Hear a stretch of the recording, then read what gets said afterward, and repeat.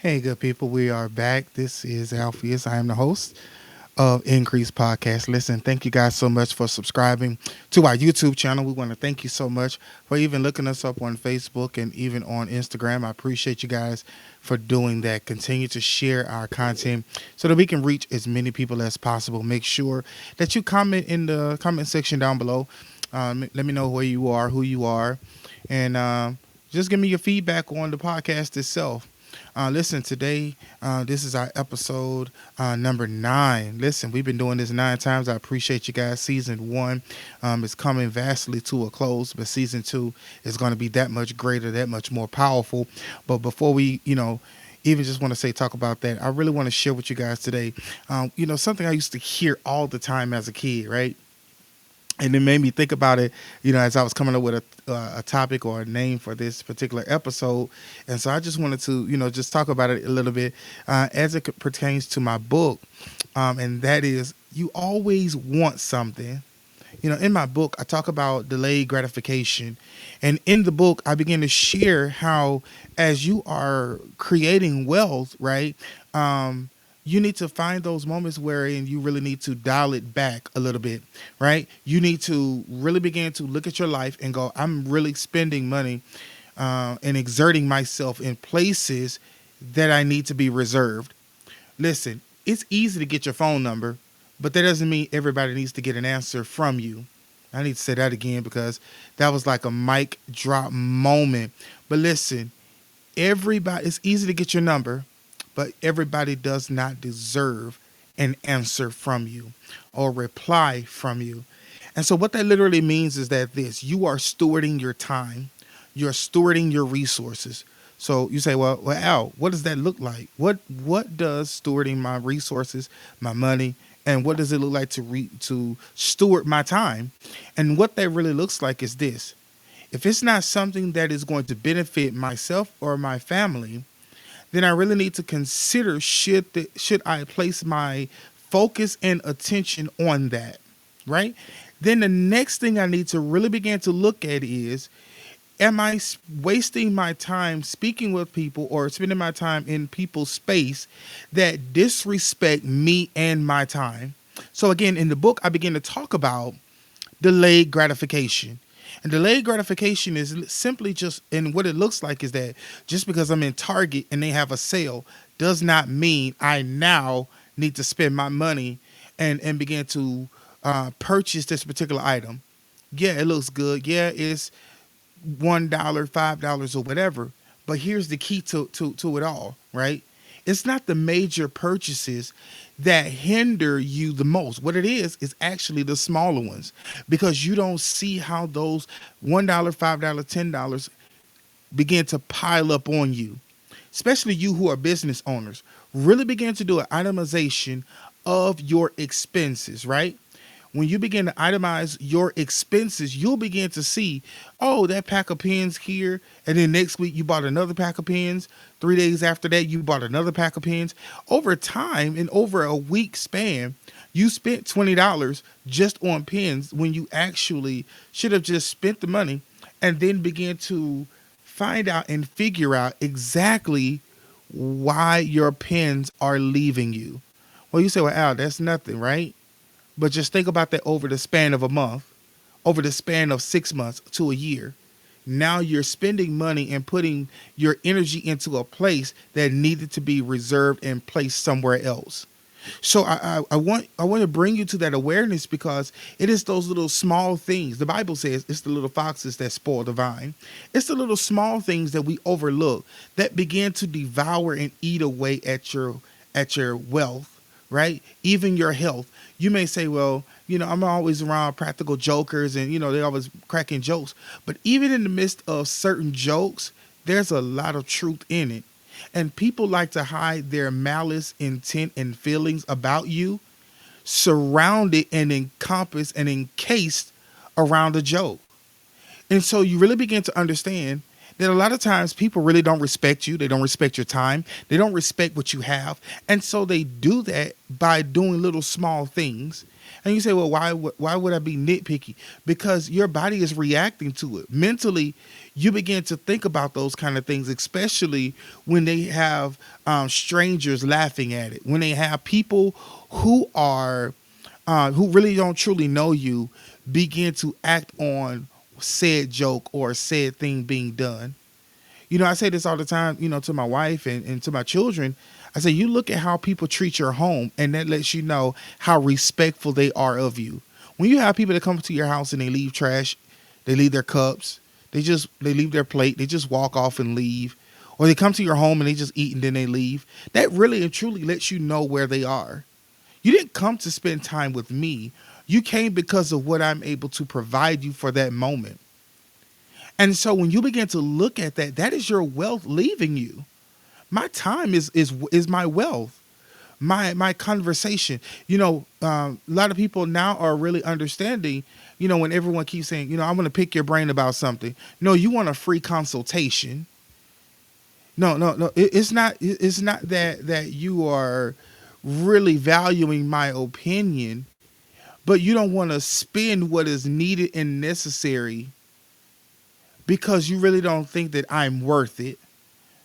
So you got to start telling people, hey, listen, you got to pay the invoice. You listen, write that in the comment section. You got to pay the invoice. You have got to pay the invoice. Ladies and gentlemen, people are really just taking advantage of individuals. They take advantage of, they listen to you and your ideas, and then they'll go out and recreate it and do it and to the very thing that you said you wanted to do. So you really got to begin to look at those things and not just brush them off. Right? These are things that belong to you, and so you don't want to be wasteful of your time. You don't want to be wasteful of your money. So again, in the book, I begin to just talk about delayed gratification, because a lot of times we give away things, and because the gratification is the praise, the pat on the back, right, the applause. Nobody cares about any of that because that doesn't pay the bills, right? Me getting this brand new 80-inch television, how is that going to now help me pay my rent? How is that actually going to help me to develop the business that I have? It's not. What it's doing is feeding into the bad behavior of wasting time. Now, granted, there are going to be downtimes where you need to, relax and recuperate. And I talk about that. That is, your health is your wealth. So you want to, not just be working all the time, but you also need to understand too that at some moments you really need to be able to tell yourself no. You really need to be able to look at your life and go, no, this is not worth it. No, there's a bigger goal in mind. No, we can't go on vacation right now because we want to make sure that we have at least $5,000 in the bank just in case we have a health emergency or the vehicle has a situation, where it needs a repair or maintenance. No, we're not going to, purchase these clothes or whatever when we have perfectly good clothes right now. They're going to go, these clothes that I'm looking at right now are going to go on sale in the off season. So I'm not going to spend it right now. No, we're not going to go out of town, go out and eat. We got plenty enough food in the freezer, in the refrigerator. We're going to eat that because, watch this, going out is great and it feels good for the moment, right? But the same amount of time that you sat there, waited to get seated, then waited for the waiter or the waitress to come and take your order and then take it back there so that they could begin to prepare your food, could have been the same amount of time you could have cooked it at home, ate with your family, right? Saved yourself whatever kind of money, use whatever food before it begins to be freezer burned, and truly begin to say, hey, I'm going to put this money into my investment account. I'm going to put it into my IUL. I'm going to make sure that, we put it into our children's fund or what have you, or we're going to put it into that account so that we can begin to purchase that multifamily home or whatever. You really got to begin to steward the things that you have. Even when it comes to why, and a lot of times people are going to look at me crazy when I say this, but even when it comes to your children, because a lot of things that we give them to occupy their time could be opportunities that we could be having conversations with them. Conversations about the world, conversations about your beliefs, conversations about money, right? We want everyone to teach our children but ourselves. And then when they come out and they have a different viewpoint than yourself, and there's nothing wrong with that, but when you begin to give them over to the world and they begin to think unintelligently, you really got to begin to ask the question, well, where did this come from? Well, ask yourself, how much time did I spend with them? How much time did I pour into them? A way to view the world, a way to understand information that is being presented to them. Because the media is sending out strong delusions, and it's really gearing them toward going down a pathway that is not profitable for them. They pushing an agenda that you really need to begin to pay attention to. And so this is what I'm sharing with you guys in the book, because these are things that really creates wealth. Again, my book, is loosely off of some research that I did when it came to the Vanderbilt family. And when you begin to look at that, they were so caught up with social status that they depleted their resources just so that people could say, hey, they have a beautiful house. Hey, they really know how to throw a party. And at the end of the day, their grandchildren, great grandchildren, saw nothing and was not able to enjoy any of it. And as a matter of fact, it began to affect their health. And so the generation of that family began to dwindle down.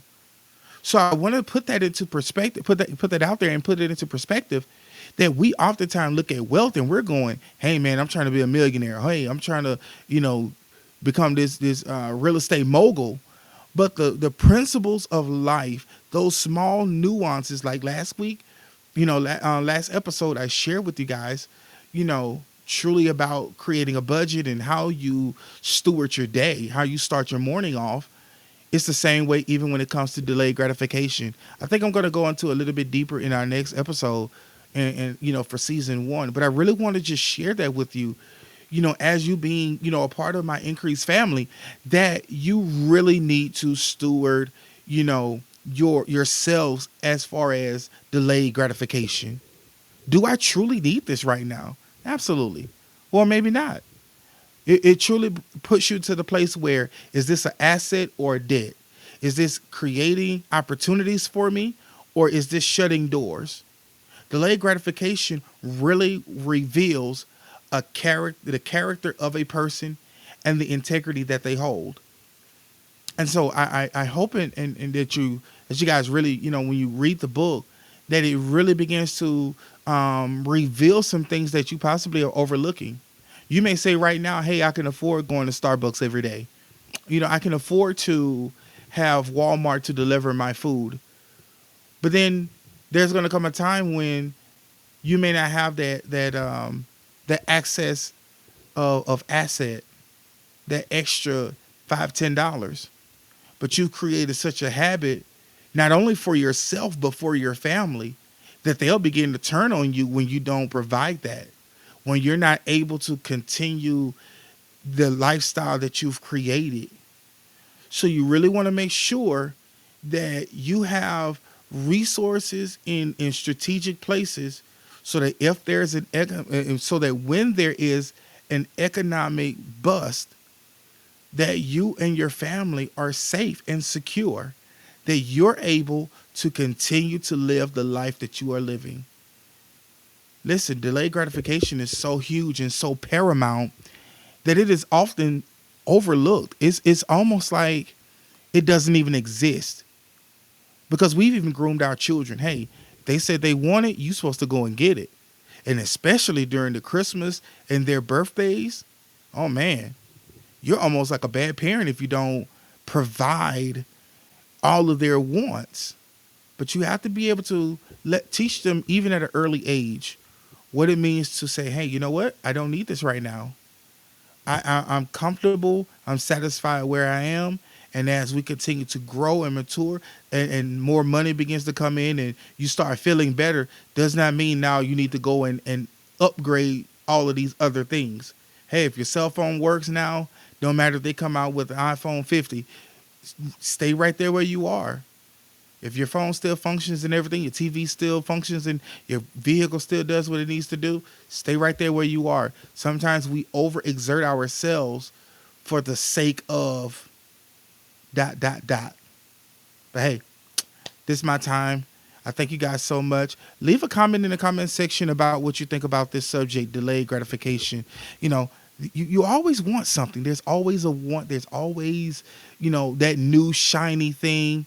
So yeah, leave me a comment in the comment section. Make sure that you subscribe not only to our YouTube channel, but also to our like page on Facebook. And if you're listening to us on Anchor, or even Spotify, make sure you subscribe so that you're always notified of when we upload a video or an audio file. Thank you guys so very much. You have an amazing day and enjoy your week. Bye bye.